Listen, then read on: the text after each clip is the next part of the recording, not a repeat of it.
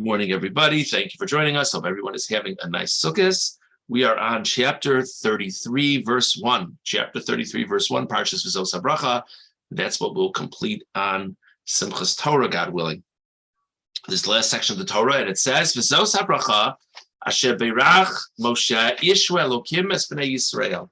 This is the bracha, the blessing that Moshe, the man of God, blessed the Jewish people, Lifnei Moso, before his death. We're very familiar with this pasuk, so it probably doesn't bother people, but just if you think about it for a second, what an interesting phrasing. This is the bracha that Moshe blessed them before his death. How about you just start the pasuk and Moshe blessed the Jewish people and start saying the blessing. Really, this is the bracha. And actually, when you think about it, the phrase, this is the bracha, implies it's almost an answer to a question. Like almost like a previously designated item, like, oh, this is the bracha you've been looking for. Here it is. I wasn't looking for anything. I didn't know anything was going to happen. So Sforno on pasuk Aleph, V'zos habracha sheberach Moshe, kishehareu hakel yisbarach es kol haaretz lifnei Moso. When God showed him all of the land of Israel before he would die, kidei sheyavarech es haaretz ves Yisrael ba. A parsha or two ago, God tells him, I've shown you all the land of Israel, but you're not going to go in. So what is that? Why is that? The Sforno says that wasn't just to indulge Moshe's curiosity or interest. That was that Moshe, as the Ishwa Elokim, as the man of God, should give a blessing to the land of Israel and to the Jewish people that would reside in it. That was the whole point of God showing him the land of Israel. By the way, we have this idea elsewhere that sometimes if you see something, it arouses more of a focus. One of the most famous examples of it, of course, is in a very different context with Bilam, right? That they arranged that Bilam should see the people before he curses them. So God says to Moshe, I'm going to show you the land of Israel. And this form says he showed them the land of Israel, so he should give a bracha to the Jewish people when they reside there. Really,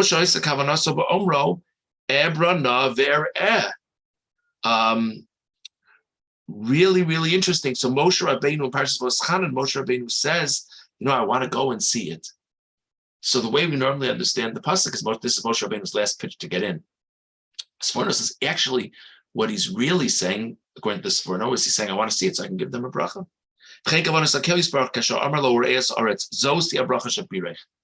So the Sforno says that's why this pasuk starts off with V'zos HaBracha.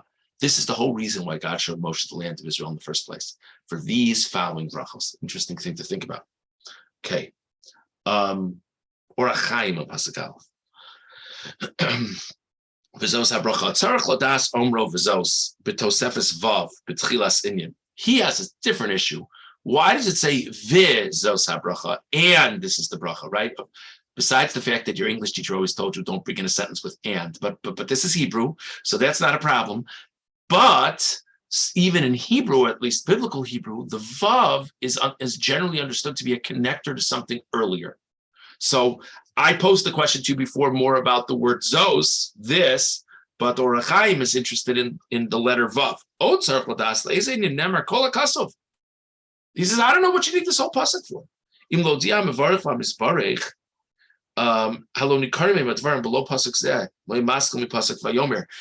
Now, similar to what the question that I opened with, Dora Chaim says, what exactly is the purpose of this pasuk? To tell me that it was a bracha? It is a bracha. To tell me that Moshe is the one giving the bracha? To tell me that the Jews are the recipients of the bracha? Won't all these things be evident when I continue to read the pasuk? So what did I get? What did I not know before I learned this pasuk that I now know, that I wouldn't have known from other pasukim in the parsha?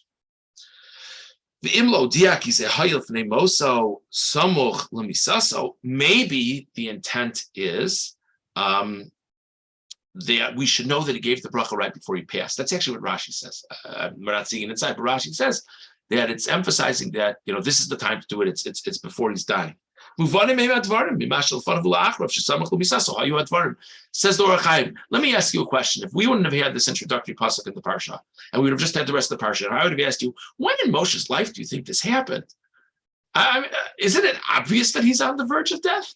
Look at the end of the parsha, look at the previous parsha. It's obvious he's on the verge of death. So I don't need this pasuk to tell me that. I don't know why we need to know the exact time anyway. V'nira, sheniskavin hakasov l'shabeach ishu elokim ma gadlu masav. So it appears that the intent of the pasuk is to praise the man of God, how great his actions are. Hine beparsha kodemes lazeh, samach l'mamar v'zos habracha milfoneha, amar hakasov hechlet hagzera al Moshe lamos v'omro aleha el arhu avorim umus al asher. We had in last week's parsha that God says to Moshe, you're going to go up to the mountain, you're going to die. And why are you going to die? You're going to die because of the story of, the story with the rock, right? He says to him, that's why you're going to die. V'imkein yomar ha'omer kizeh Moshe ish tina tia belibo al misaso asher haya lasiba in bnei Yisrael achar sheratzach reim kasus garmulo misa b'chutz la'aretz umanu me'avor la'aretz asher nichsvav gam kol sanafshola. So let me ask you a question. This is a topic we've touched on in earlier parshiyos as well, but let's really drill down for a second. Why did Moshe Rabbeinu not get to go into the land of Israel? Well, we know because the sin with the rock. Okay, why was it such a big deal with the rock? So it's very obvious in the Psukim. The reason why it was such a big deal with the rock is had to do with how the Jewish people took it. So if we really think about it, the bottom line is Moshe is not going into the land of Israel because of the Jewish people. If the Jewish people were spiritually stronger, if the Jewish people would have been less difficult, Moshe Rabbeinu will get to go into the land of Israel. That's the simple reading of the Psukim. So ask yourself, as he's about to die, and he's not going to realize the dream that he always had, what do you think his feelings are towards the Jewish people right now? So most normal people, most mediocre people most great people would be pretty annoyed at Klal Yisrael at the moment. V'teva enosh yarchik hasovev ra. Human nature is if there's someone who caused ill to a person, you try to distance yourself from the person. It doesn't even necessarily mean that you hate the person, just there's a certain feeling of discomfort by being associated with the person because the association brought negative things. Say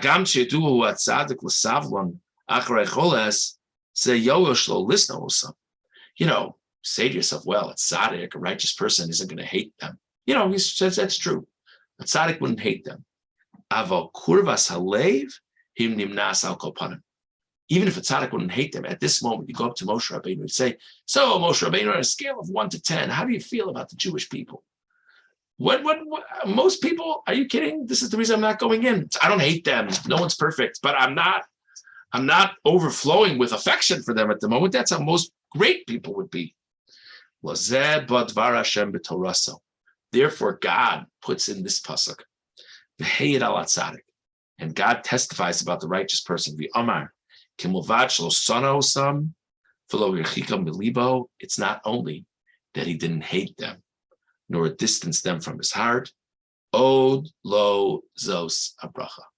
On top of everything that's happened, says the Ohr HaChaim, Hashem wants us to know that after all this, after now he knows he's not going in because of their mess up, he's still giving them a bracha.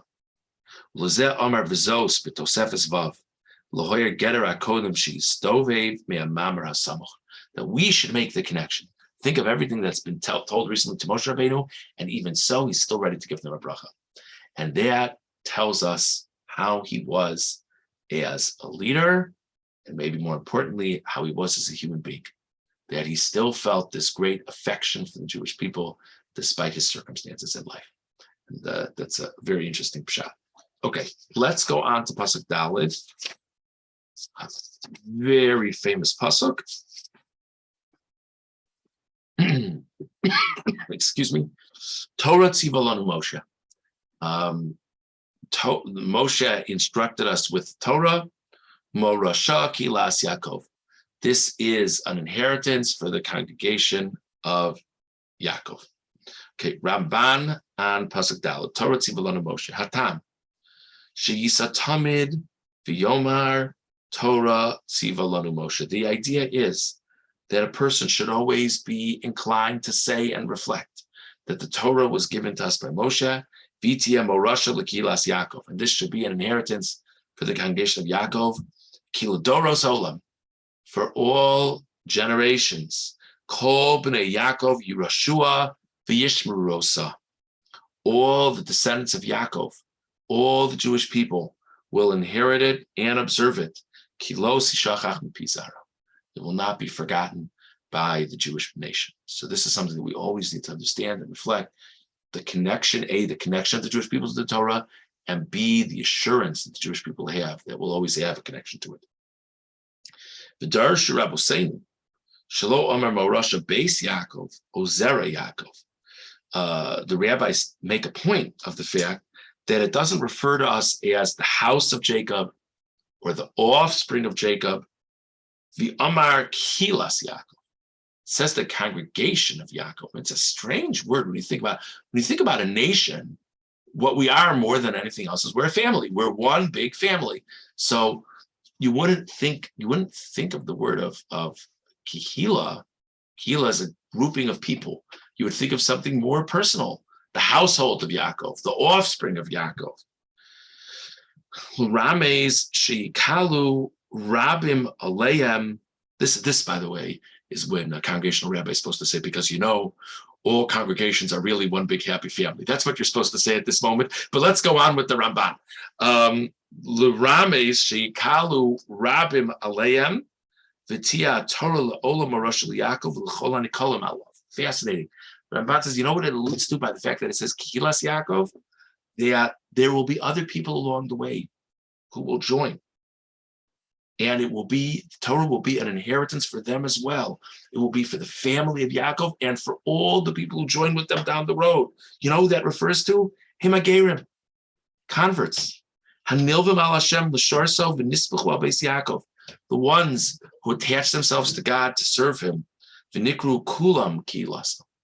And everyone is called the Kila of Hashem. It's a fascinating pshat to think about, just to reflect on. So the Ramban is saying, the reason why I refer to as Kilas Yaakov is because if we would have said Beis Yaakov, Zera Yaakov, then a person who's not a biological might sit there and say, oh, I guess I'm not really part of it. No, the Torah, this is, what pasuk is more frequently quoted in Torah Tzibur and Moshe? And certainly what pasuk about our relationship to the Torah? And in that context, we say it's not only for the people born as Jews, it's for the people born as Jews and for anyone who's attached themselves later. And I think it's really beautiful because the language in the Torah refers to it as morasha, refers to it as an inheritance, that it gets passed down from generation to generation. As long as a person bought in, as long as a person connected themselves, they're part of it as much as everyone else, and their children are part of it as much as everyone else. I think that's just an interesting thing to reflect on.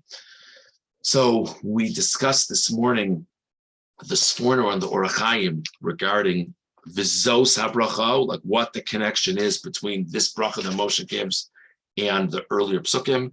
And we had this Ramban's pshat on what's meant when we talk about Kihilas Yaakov.